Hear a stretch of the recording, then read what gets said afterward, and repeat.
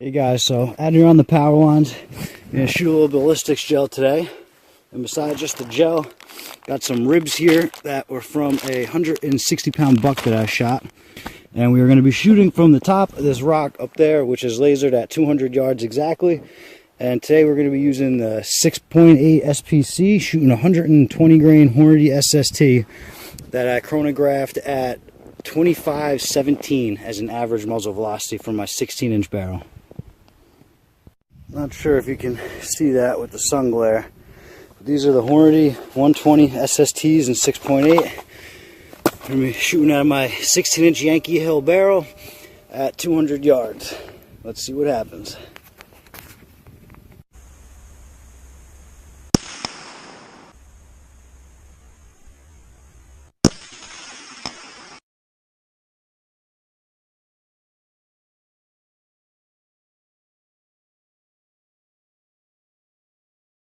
Hey guys, so we're at the gel now. The bullet, it's hard to tell how much trauma is actually in this first block. So I'll hold it up to the light. You can see there. And then went into the second block and stopped right at the end. When I get home and take the saran wrap off, we'll get a little bit better look and do some measuring. Here are our ribs. This is the exit side. You can see a nice fat hole.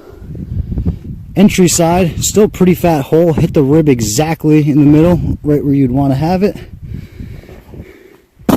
So, it looks like the bullet got exactly, these blocks are 11 inches long, so the end is 22 inches, so you're looking at about 21 and a half inches of penetration. Pretty impressive for 200 yards.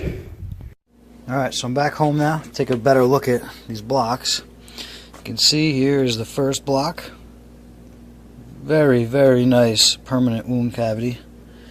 Second block, the bullet dumped most of its energy, pretty much just a straight path until it stopped right at the end of the block, right at the 21.5 inch mark. Looks like we got a nice mushroom. Bullet did turn a tiny bit.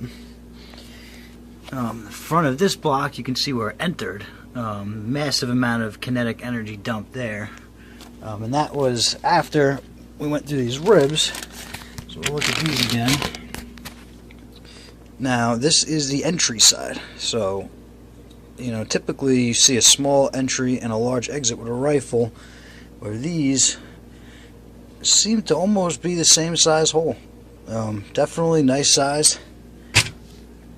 Now, taking a look at the blocks again, I want to get a little measurement here and see how wide this wound cavity really is. So, we got about 3.5 inches here at the widest point. Might be able to see here a little bit better. And what I'm going to do to make it a little easier to see is actually stand these up. Some light behind them.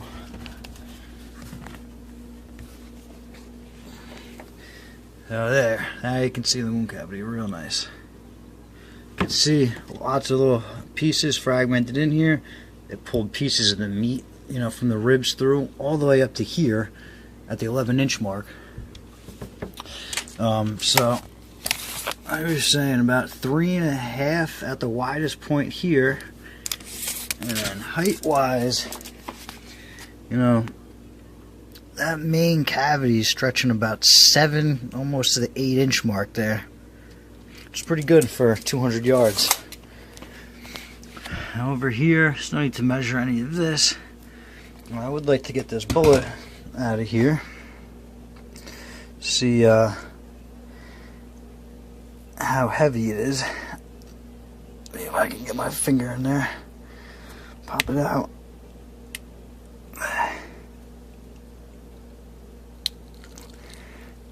And there we go. So that is a nice mushroom there.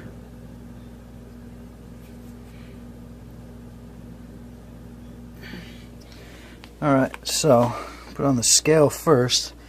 Now this does not do grains, but does pennyweight, which is equal, 1 pennyweight is equal to 24 grains. So let's see what we got.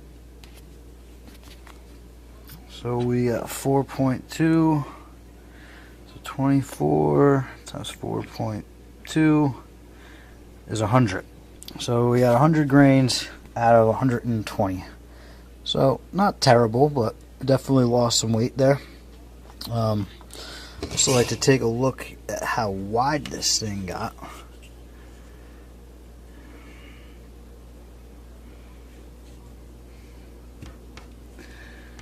So we're looking at about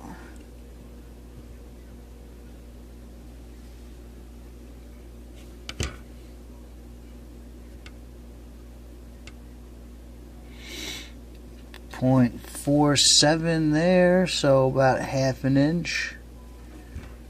Spin it the other way, about .43, so almost a ½ an inch. But definitely pretty impressive for 200 yards.